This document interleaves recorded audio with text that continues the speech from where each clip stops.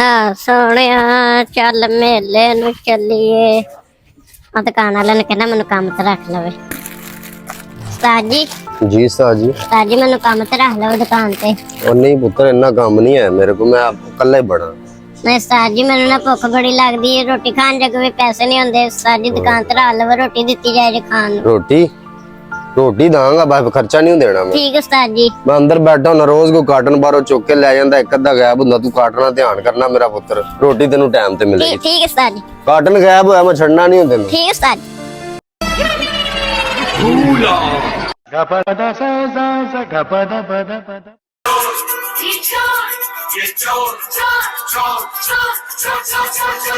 मचाए शोर, ये चोर चोर चोर मचाए शोर। आज मजा आइए, अभी मजा आएगा।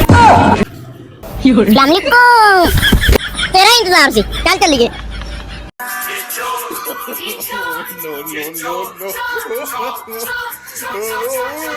मचाए शोर, ये चोर चोर चोर मचाए शोर।